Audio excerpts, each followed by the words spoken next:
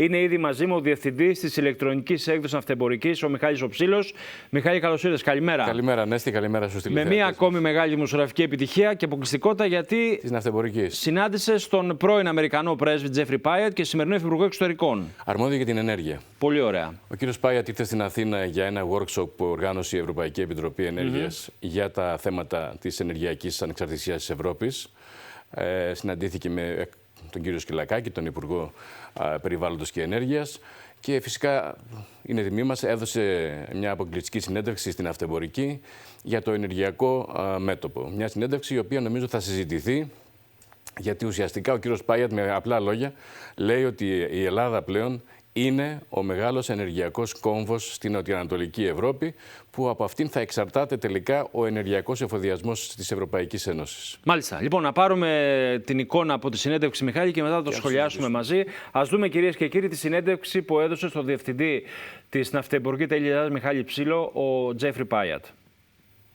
Your Excellency, dear Ambassador, dear Assistant Secretary of State, thank you very much for your interview in Nαυτεμπορική. Very happy to be here. Back to Athens. Yes, after indeed. a long period. After 2 years. For a very important meeting about the energy, the independence of energy in European Union. What is the purpose of this meeting? So I think the fact that the European Union is hosting this event here, along with Minister Skylakakis and Deputy Minister Sudoku, really highlights the amazing transformation that Greece has undergone, becoming an energy hub for all of Southeastern Europe. Huge progress on renewables, but also tremendous potential to leverage new infrastructure, the Alexandroupoli FSRU, the expansion of Revithousa, the IGB pipeline, to help reduce the ability of Russia to use its energy resources for coercion across all of Southeastern Europe. You said a lot during your speech about the vertical corridor. I think it's something like your dream, huh? Well, it's the U.S. government's dream. The whole U.S. government stands behind this idea. What do you wait from this corridor? What is the purpose? So the purpose of this corridor is to build energy resilience from Greece all the way up to Ukraine and Central Europe. So Central Europe especially faces the challenge because Europe has made tremendous progress decoupling from Russian energy supplies. Europe is never going to go back to seeing Russia as a reliable energy supplier, but gas is going to be an important part of the overall European energy mix for years to come. So we have to build these new architectures to diversify routes, to enable delivery of supplies, hopefully a lot of American LNG, like the American LNG that comes into Revithousa, that comes into Alexandroupoli, to deliver benefits not just for Greek companies and Greek consumers, but all the way up through Bulgaria, Romania, Serbia, North Macedonia, into Ukraine and beyond. Ukraine also. Ukraine and Moldova. I think it's very important for the fight of the Ukraine against the Russia invasion. And also in order to ensure that Russia and Gazprom are not able to get revenues from energy exports, which they then use to pay for bombs and missiles. Dear Ambassador, are you optimistic about the possibility to Europe to be completely independent from the Russia gas and energy? Absolutely, because I was living here in the European Union until May of 2022. So I saw the shock that Europe endured. Remember, I mentioned that one of my last public events before finishing up as ambassador was the inauguration of construction at Alexandroupoli with the Bulgarian Prime Minister. And that was right after Gazprom had turned off gas supplies to Bulgaria. There was a real sense of fear. Europe has gone from 40% dependent on Russian energy to 15 more or less, peripu, but 15 and getting smaller. But you said a lot about Alexandroupoli. Alexandroupoli until now is the most important hub in southeastern Europe. What next? What will be the new project about the role of Alexandroupoli? So I think the next things that are going to happen, one is the completion of the gas pipeline from Greece to North Macedonia. I was just meeting with the CEO of DESFA. I know that that is well underway. Just yesterday, there was the announcement of an MOU between North Macedonia and Serbia to build another gas interconnector there. And then the various infrastructure investments that need to be made to facilitate the vertical corridor. But as I said in my speech, instead of being billions of dollars to build a new pipeline, we're talking about a few hundreds of millions in order to remove bottlenecks, increase compression, and make an investment in the future of the region's energy security. Dear Ambassador, in the past, there will be a dream, I would like to say, about the East Med pipeline. Right. Is there any possibility to see a construction of East Med pipeline? So I think the first thing that has to happen is figure out how to bring more of that East Med gas to market. One of the things that my current job has helped me to understand much better is how transformative Israel's offshore gas resources have been. Much of that development is with an American company, Chevron. I've been working closely with Chevron and with the government of Cyprus in order to explore opportunities to develop Cyprus's resources. And then there's Egypt. But these are all countries that are working off of similar resources with great potential for additional cooperation. But importantly, because gas is a transition fuel, the real challenge is how you bring that product to market as fast as possible. I think in the East Med context, the other thing we're very excited about is the prospect for increased power interconnectors. We're very supportive of the Great Sea Interconnector between Cyprus and Greece. We're supportive of the Gregi project to bring clean power, wind and solar from Egypt north into Greece and onward to the European grid. And then we need to make the investments in additional transmission north from Greece up through the Balkans into Central Europe, because we're seeing a huge increase in power demand in Europe, as we are in the United States, from artificial intelligence, new data centers, electric vehicles, a whole new electrified economy, which is going to place a premium on our ability to build out infrastructure and to use those resources intelligently. There are some projects, in fact, that of building offshore wind farms in the Aegean. Do you think that it's a very realistic project? So Greece is already a regional leader, both in terms of onshore wind and offshore wind. I was reminded of that as I was flying into Athens today. And certainly over my time as ambassador, you saw a huge build out of offshore wind capacity. I think the next stage is going to be floating offshore. And this is an area where we hope Greece will play a regional leadership role. I'm very proud of the work that my team did, that I know Ambassador Sunas' team has continued around the Elefsina shipyard and the potential of Elefsina to be not just a facility for shipbuilding, but also for support to offshore wind deployment. This is all about how we build out our supply chains and diversify our supply chains for the clean energy transition. After Athens, you will go to Istanbul for another meeting. Do you see any possibilities or perspective for a good cooperation between Greece and Turkey in the energy factor? So there's already cooperation that happens, of course, through the Southern Gas Corridor and the IGB pipeline, which depends on cooperation between BOTAŞ and DEFSA, and wouldn't exist without that cooperation. I've been impressed by the leadership Prime Minister Mitsotakis has shown broadly on stabilizing relations with Turkey.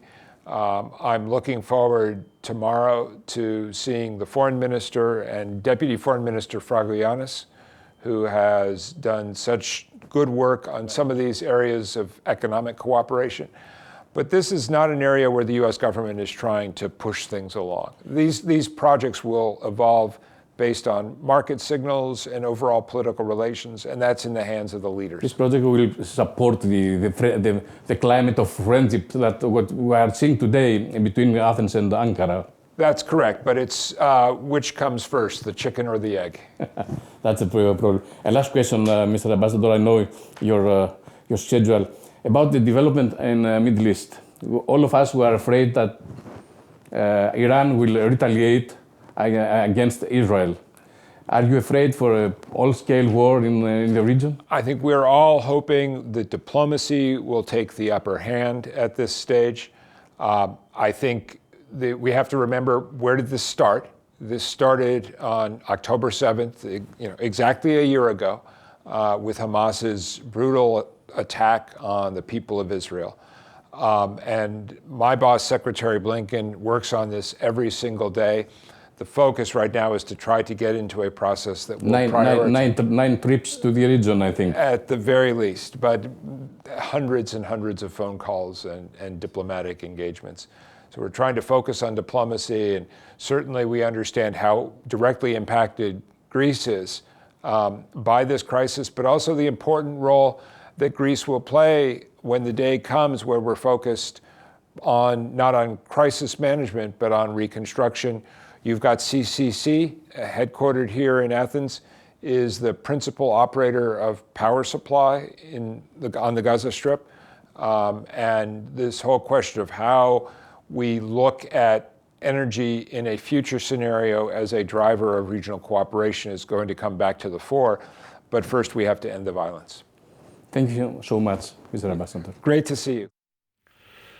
Λοιπόν, αυτή ήταν η συνέντευξη αποκλειστική από τον Τζέφρι Πάιατ, που πήρε ο διευθυντής μας της ηλεκτρονικής έκδοσης Ναυτεμπορικής, ο Μιχάλης ο Ψήλος. Θα το διαβάσετε βέβαια σε ένα πολύ ωραίο δισέλιδο σήμερα στην καρδιά της εφημερίδας, Μιχάλη. Και στο site. Και στο site, εννοείται. Να ξεκινήσουμε με το τελευταίο σούπερ που ζητάει να τελειώσει η βία στη Μέση Ανατολή. Να τερματίσουμε τη βία. Νομίζω αυτή είναι και τελικά η αποδόση της συνέντευξης. Ο Πάιατ είναι επιχειρηματίας. Ο Πάιατ θέλει να υπάρξει ενεργειακή ανάπτυξη της περιοχής και φυσικά της Ευρώπης και της Ελλάδας. Το ερώτημα είναι με την συνέχιση του πολέμου δεν μπορεί να αξιοποιηθούν τα τεράστια κοιτάσματα φυσικού αερίου που είναι στις ακτές του Ισραήλ και του Λιβάνου, από τα οποία πρέπει με έναν τρόπο να μεταφερθούν στην Ευρώπη. Άρα λοιπόν ο Πάιατ νομίζω είναι ειλικρινής ως επιχειρηματίας, ως άνθρωπος της αγοράς δηλαδή, γιατί εντάξει είναι υφυπουργός εξωτερικών, αλλά βλέπει την αγορά. Είναι ειλικρινής όταν λέει ότι πρέπει να τελειώσει η βία. Αλλά δυστυχώς από ό,τι φαίνεται η βία δεν πρόκειται να τελειώσει. Κλιμακώνεται. Είδαμε την τηλεφωνική επικοινωνία του Biden με τον Νετανιάχου. Θα δούμε πού θα καταλήξει η υπόθεση. Πάντως δεν πρόκειται να σταματήσει το Ισραήλ. Θα χτυπήσει το Ιράν. Το θέμα είναι πότε, πριν ή μετά τις αμερικανικές εκλογές. Πάμε και στην είδηση που έδωσε για τις πλωτές ανεμογεννήτρες από τα ναυπηγεία Ελευσίνας. Πολύ σημαντικό. Ο κύριος Πάιατ είπε ότι αυτή τη στιγμή τα ναυπηγεία Ελευσίνας έχουν εξελιχθεί σε πραγματικά τεράστιο παράγοντα ανάπτυξης, γιατί δεν θα επισκευάζουν ή δεν θα κατασκευάζουν μόνο μέρος ή τμήματα των αμερικανικών φρεγατών Constellation στα ναυπηγεία, αλλά λέει μπορεί να έχουν και σημαντική συμβολή στην ειρηνική οικονομική ανάπτυξη, που σημαίνει πρακτικά ότι μπορούν να κατασκευάζουν πλωτές ανεμογεννήτριες. Το σχέδιο είναι να δημιουργηθούν πλωτά αιωλικά πάρκα, παράκτια στο Αιγαίο από την Ελλάδα. Ήδη στη Σαμοθράκη ένα τέτοιο project έχει ξεκινήσει. Άρα λοιπόν είναι επίσης μια σημαντική νομίζω εξέλιξη. Βέβαια αυτό δεν θα γίνει αύριο, αλλά η προοπτική είναι τα ναυπηγεία Ελευσίνας να παίξουν ένα τέτοιο σημαντικό ρόλο. Λοιπόν, φέρτε μας τώρα, αγαπητοί συνάδελφοι, το χάρτη που έχουμε ετοιμάσει να μας πει ο Μιχάλης ακριβώς για το λόγο τελικά. Μιχάλη, μπορεί να το βλέπεις και στο μεγάλο video wall και όπου σε βολεύει. Ακριβώς. Να μας εξηγήσεις για τον ερχομό του Τζέφρι Πάιατ. Γιατί ήρθε τελικά? Αυτή τη στιγμή οι ΗΠΑ θέλουν να απεξαρτηθεί η Ευρώπη ενεργειακά από τη Ρωσία. Μάλιστα. Και γι' αυτό, ειδικά μετά τη ρωσική εισβολή στην Ουκρανία, ο Πάιατ είπε ότι δεν μπορούμε να παίρνουμε φυσικό αέριο και πετρέλαιο από τη Ρωσία και με τα χρήματα αυτά ο Πούτιν να εξοπλίζει το στρατό του για να πολεμά στην Ουκρανία. Είναι μια διάσταση από την πλευρά των ΗΠΑ. Ο Πάιατ λοιπόν λέει ότι πρέπει με έναν τρόπο να μεταφέρεται το φυσικό αέριο από την Ελλάδα στην Ευρώπη. Υπάρχουν δύο τρόποι. Υπάρχουν καταρχήν η αγωγή, οι οποίοι το φυσικό αέριο της Ανατολικής Μεσογείου μπορούν και πρέπει να μεταφερθούν στην Ευρώπη. Το δεύτερο είναι το υγροποιημένο φυσικό αέριο. Και εδώ είναι ο ρόλος της Αλεξανδρούπολης. Η Αλεξανδρούπολη πλέον εξελίσσεται στο μεγάλο hub, το μεγάλο κόμβο υγροποίησης του φυσικού αερίου και μεταφοράς στην Ευρώπη. Και βλέπουμε στο χάρτη Ρεβιθούσα και μετά βλέπουμε Αλεξανδρούπολη. Αυτό μας λέει ο Μιχάλης ο Ψήλος. Ακριβώς. Αυτή τη στιγμή λοιπόν, ποιος είναι ο στόχος? Βλέπουμε λοιπόν στο χάρτη. Υπάρχουν δύο μεγάλοι αγωγοί. Υπάρχει ο αγωγός Τανάπ που έρχεται από το Αζερμπαϊτζάν. Μεταφέρει φυσικό αέριο μέσω Γεωργίας και Τουρκίας στους κήπους. Φτάνει μέχρι τους κήπους. Αυτός ο αγωγός μεταφέρει περίπου 10 δισεκατομμύρια κυβικά μέτρα φυσικού αερίου το χρόνο. Από εκεί και πέρα, ο αγωγός αυτός που έχει μήκος 1.850 χιλιόμετρα συνδέεται με τον ΤΑΠ, με τον διαδριατικό, από την Αδριατική αγωγό, ο οποίος διασχίζει όλη τη Βόρεια Ελλάδα. Μάλιστα, περνάει κάτω από τον Έστο. Και από εκεί και πέρα ο αγωγός φτάνει στην Αλβανία και από εκεί υποθαλάσσια περνάει στην Ιταλία. Ο στόχος του Πάιατ είναι να δημιουργηθεί τώρα και ένας κάθετος διάδρομος από την Αλεξανδρούπολη, να μεταφερθούν το φυσικό αέριο, το υγροποιημένο φυσικό αέριο, στην Αλβανία, στην Βόρεια Μακεδονία, στη Σερβία, στη Ρουμανία και από εκεί στην Ουκρανία και στην Κεντρική Ευρώπη. Αυτό είναι ένα τεράστιο έργο.